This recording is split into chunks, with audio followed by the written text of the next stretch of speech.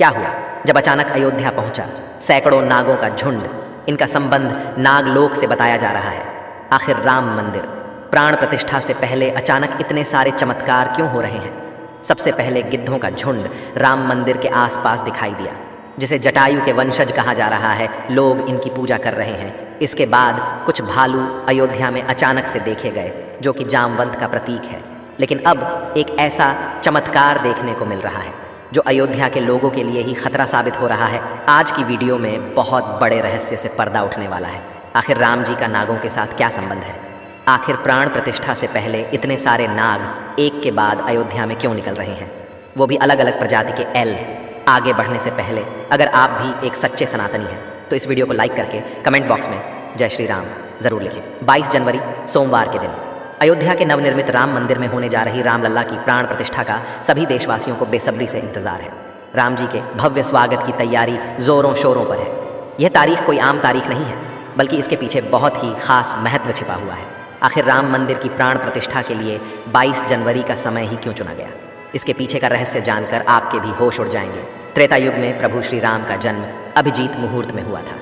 22 जनवरी सोमवार के दिन मृगशीर्ष नक्षत्र में अभिजीत मुहूर्त का संयोग बन रहा है। यही कारण है कि इस तिथि को रामलला की प्राण प्रतिष्ठा के लिए चुना गया है। साथ ही यह भी माना जा रहा है कि इस शुभ मुहूर्त में रामलला की प्राण प्रतिष्ठा करने से प्रभु श्री राम सदैव मूर्ति के अंदर विराजमान रहेंगे। लेकिन जैसे जैसे प्राण प्रतिष्ठा का समय नज़दीक आ रहा है, वैसे वैसे अलग अलग प्रजाति के नाग अचानक ही अयोध्या में प्रकट हो रहे हैं, जो कि अयोध्या वासियों के लिए खतरा बनते जा रहे हैं। लेकिन गिद्धों का और भालुओं का संबंध तो प्रभु श्री राम से बताया जाता है। उन्होंने रामायण में उनकी सहायता भी की थी। लेकिन इन नागों का श्री राम के साथ क्या संबंध है? आज की वीडियो में इस रहस्य से पर्दा उठने वाला है। चौंकाने वाली यह है कि इनमें दो प्रजाति के नाग अलग अलग क्षेत्र में बार बार निकल रहे हैं, जिनका संबंध वासुकी और तक्षक नाग के साथ जोड़ा जा रहा है। ऐसा कहा जाता है प्रभु श्री राम के भाई लक्ष्मण साक्षात अनंत शेषनाग का रूप है, और वासुकी नाग, तक्षक नाग और शेषनाग तीनों ही आपस में भाई हैं, जिसमें तक्षक और वासुकी नाग पाताल में निवास करते हैं और शेषनाग बैकुंठ में भगवान विष्णु की सेवा करते हैं। तो अंदाज़ा लगाया जा रहा है कि जब प्रभु श्री राम अपने भाई लक्ष्मण यानी शेषनाग और माता सीता के साथ अयोध्या धाम पहुंच रहे हैं, तो क्या शेषनाग के दोनों भाई पाताल में से उनसे मिलने के लिए बार बार प्रकट हो रहे हैं? दोस्तों, ये रहस्य बहुत बड़ा है, क्योंकि अयोध्या के क्षेत्र से जब एक सांप को पकड़कर सुरक्षित इलाके में छोड़ा जाता है तो वही सांप पुनः राम मंदिर परिसर में भी देखा जाता है, जिससे कई बार मजदूरों को भी काम करने में भय महसूस होता है। लेकिन जय श्री राम का नाम उन्हें हिम्मत देता है। आप भी नीचे कमेंट बॉक्स में जय श्री राम ज़रूर लिखें। लेकिन दोस्तों, प्रभु श्री राम का नागलोक के वीडियो के साथ क्या संबंध है? वो सच्चाई जानकर आपके पैरों तले ज़मीन खिसक जाएगी, क्योंकि पूरे घटनाक्रम को मल्टीवर्स के साथ जोड़कर देखा जा रहा है, जिसे हिंदी में सृष्टि चक्र कहते हैं। मल्टीवर्स की सच्चाई जानकर आपके भी रोंगटे खड़े हो जाएंगे। जिस संसार में हम रहते हैं वो सृष्टि व विनाश के चक्र से गुजरती है। इस संसार के प्रत्येक सृष्टि चक्र को एक कल्प कहा जाता है। हर कल्प के 4 युग या 4 भाग होते हैं। दूसरे भाग या त्रेता युग में राम अयोध्या में जन्म लेते हैं और रामायण करके फिर से बैकुंठ लौट जाते हैं। यानी कि अगर आप इस पृथ्वी पर अपना जीवन यापन कर रहे हैं, आप जो घटनाक्रम कर रहे हैं वही बराबर घटनाएं किसी और यूनिवर्स या कल्प में आपके ही रूप के साथ पुनः होने वाली है या फिर हो चुकी है। आगे मल्टीवर्स की सच्चाई को साबित करने के लिए एक ऐसी पौराणिक घटना आपको बताएंगे, जिसे जानने के बाद आपको भी मल्टीवर्स की सच्चाई पर यकीन होने लगेगा। इस दुनिया में केवल 3 विद्वानों को मल्टीवर्स को देखने की और उनमें जीने की, टाइम ट्रैवल करने की इजाज़त दी गई है, जिसमें पहले है वासुकी नाग, दूसरे हैं तक्षक नाग और तीसरे हैं काकभुशुंडी देव। तक्षक और वासुकी नाग के बारे में हम आपको बता चुके हैं, लेकिन सवाल उठता है आखिर काकभुशुंडी कौन है और आखिरी इन्हें प्रभु श्री राम ने अमर कैसे बनाया? वेदों और पुराणों के अनुसार काकभुशुंडी ने 11 रामायण और 16 महाभारत देखी है। वह कल्प के अंत तक अपने शाश्वत स्वरूप में जीवित रहेंगे। भगवान राम ने ही काकभुशुंडी को अमर बनाया था। कौए के रूप में अपने एक जन्म के दौरान काकभुशुंडी की मुलाकात बालक राम से हुई। प्रभु खेल रहे था और उसने उसे पकड़ने की कोशिश की। समय आने पर काकभुशुंडी को भगवान के मुख के दर्शन हुए। बालक राम के मुख में आकाश गंगाओं और ब्रह्मांड को देखने के बाद काकभुशुंडी ने भगवान राम से दूर उड़ना बंद कर दिया और उनके पास लौट आए। काकभुशुंडी ने भगवान राम को न पहचानने के लिए क्षमा मांगी। भगवान ने उन्हें दिव्य मुस्कान दी और काकभुशुंडी से उनकी इच्छा पूछी। काकभुशुंडी ने कहा कि वह भगवान राम के प्रति अपनी भक्ति हमेशा हमेशा के लिए करना चाहते हैं। काकभुशुंडी के प्रेम और समर्पण से प्रसन्न होकर भगवान राम ने उन्हें आशीर्वाद दिया कि काल काकभुशुंडी को नहीं मार सकता और वह इस कल्प के अंत तक जीवित रहेंगे, जिसके बाद सृष्टि के 27 चक्रों तक जीवित रहे। उन्हें अमरता का वरदान प्राप्त हुआ। वे कौवे के रूप में जीवित रहे क्योंकि उन्हें भगवान राम के निकट रहने का अवसर मिलता। जब भी भगवान राम का जन्म होता है वह अयोध्या जाते हैं और भगवान राम को एक बच्चे के रूप में बड़े होते और खेलते हुए देखते हैं। यह भी हो सकता है काकभुशुंडी अयोध्या में भी हाल फिलहाल मौजूद हो और राम मंदिर के निर्माण कार्य को अपनी आंखों से देख रहे हो, यानी कि यह तीनों विद्वान अपनी मर्जी से किसी विकल्प यानी यूनिवर्स में जा सकते हैं, टाइम ट्रैवल कर सकते हैं। और अयोध्या में अचानक से नागों का पाया जाना, वो भी राम मंदिर प्राण प्रतिष्ठा से पहले, तो इनका संबंध भी वासुकी और तक्षक नाग से लगाना गलत नहीं होगा। इन नागों के दर्शन मात्र से भक्तों का उद्धार हो जाता है। लेकिन कई लोग होंगे जो अभी भी मल्टीवर्स यानी सृष्टि चक्र को मानने को तैयार नहीं होंगे। लेकिन आगे हमें कैसे कहानी, एक ऐसी सच्ची कहानी आपको बताने जा रहे हैं जिसका संबंध रामायण से जुड़ा है, और इसे जानकर आपको विश्वास हो जाएगा कि मल्टीवर्स वास्तव में होता है। जिस तरह दुनिया में आने वाला हर इंसान की मृत्यु निश्चित होती है, उसी तरह इंसान रूप में जन्म लेने वाले भगवान के अवतारों का भी इस धरती पर एक निश्चित समय है।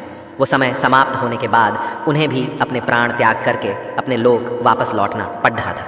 उसी प्रकार भगवान श्री राम भी इस लोक को छोड़कर वापस विष्णु लोक गए। भगवान श्री राम के मृत्यु में सबसे बड़ी बाधा उनके प्रिय भक्त हनुमान थे, क्योंकि हनुमान के होते हुए यम की इतनी हिम्मत नहीं थी कि वो राम के पास पहुंच चुके। लेकिन स्वयं श्री राम से इसका जो हल निकाला वो मल्टीवर्स यानी सृष्टि चक्र के साथ जुड़ा हुआ है। एक दिन राम जान गए कि उनकी मृत्यु का समय हो गया था।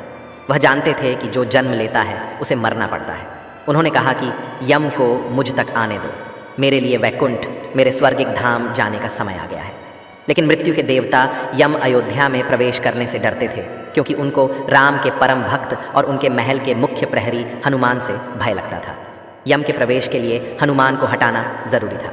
इसलिए राम ने अपनी अंगूठी को महल के फर्श के एक छेद में से गिरा दिया और हनुमान से इसे खोजकर लाने के लिए कहा।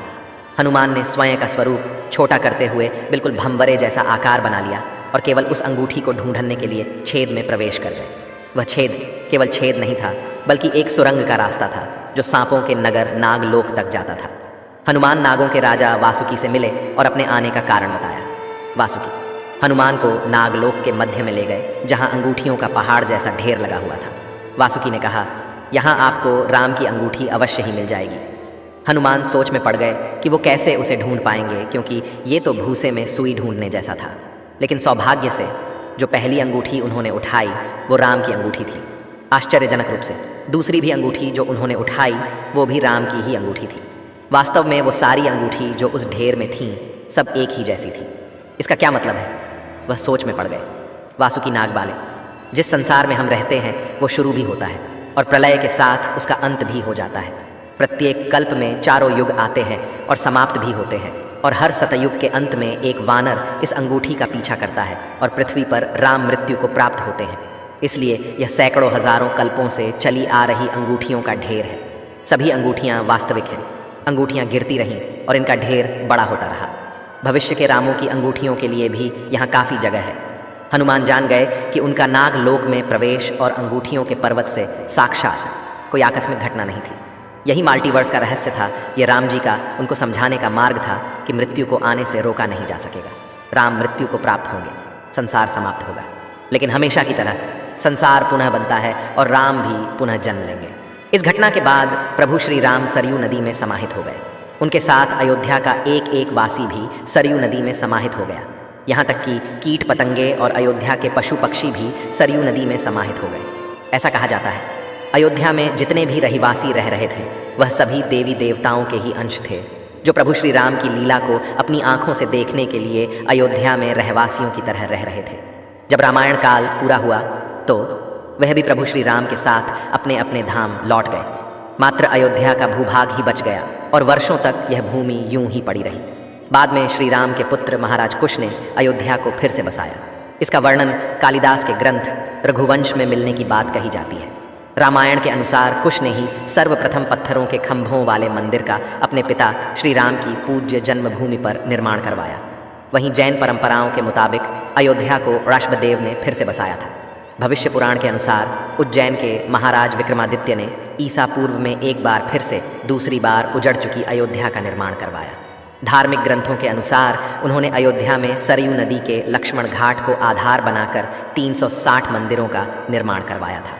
वे भगवान विष्णु के परम भक्त थे और इसीलिए उन्होंने ही श्री राम जन्मभूमि पर एक भव्य मंदिर का निर्माण करवाया था। हिंदू पक्ष का दावा रहा है कि बाबर से पहले भी 1833 में मुस्लिम आक्रमणकारी सालार मसूद ने जन्मभूमि मंदिर को ध्वस्त कर दिया था। अयोध्या में राम जन्मभूमि मंदिर पर विवाद की कहानी की 1528 से शुरू हुई। हिंदुओं का दावा रहा है कि मुगल आक्रमणकारी बाबर ने उस पवित्र जगह को तोड़कर उस पर मस्जिद का निर्माण करवा दिया। अयोध्या राम जन्मभूमि। बाबरी मस्जिद विवाद पर अपना ऐतिहासिक फैसला देते समय सुप्रीम कोर्ट ने उन सिख ग्रंथों को भी अहम सबूत माना है, जिसके मुताबिक सिख धर्म के संस्थापक गुरु नानक देव जी आक्रमणकारी बाबर के भारत आने से पहले ही भगवान राम की जन्मभूमि के दर्शन के लिए अयोध्या पहुंचे थे। गुरु नानक देव जी 1510 से 1511 के बीच अयोध्या आए थे, जबकि बाबरी मस्जिद 1528 में बनाई गई थी। इतिहासकारों के अनुसार वहां पर बाबर के कहने पर उसके एक सूबेदार ने मस्जिद का निर्माण करवाया था। 23 दिसंबर 1939 को राम जन्मभूमि मंदिर के इतिहास में एक बार से ज़बरदस्त मोड़ आ गया। उस दिन रामलला की प्रतिमा मस्जिद के अंदर अचानक से विराजमान पाई गई। ये विवाद इतना बढ़ा कि आखिरकार तत्कालीन सरकार उस ढांचे को विवादित मानकर उस पर ताला लगवा देना पड़ा। ढांचे के अंदर नमाज रुक गई, लेकिन बाहर राम चबूतरे और परिसर के बाकी हिस्सों में पूजा अर्चना निरंतर चलती रही। 6 दिसंबर 1992 को अयोध्या में राम जन्मभूमि आंदोलन से जुड़े लाखों कार सेवक जुटे थे। उन्होंने ही उस विवादित ढांचे को ध्वस्त कर दिया। भगवान रामलला ढांचे से निकलकर अस्थायी टेंट में आ गए। यानी कि राम मंदिर का इतिहास बहुत बड़ा है, कई लोगों के संघर्ष की कहानी है और कई कार सेवकों के बलिदान का प्रतीक है। भले ही हम इस संघर्ष में भाग नहीं ले सके, लेकिन यह हमारा सौभाग्य है कि हम राम मंदिर को बनता हुआ अपनी आंखों से देख रहे हैं। अगर आज की यह खास वीडियो आपको पसंद आई है तो सच्चे सनातनी इस वीडियो को लाइक करके हमारे चैनल को सब्सक्राइब ज़रूर करें। हर हर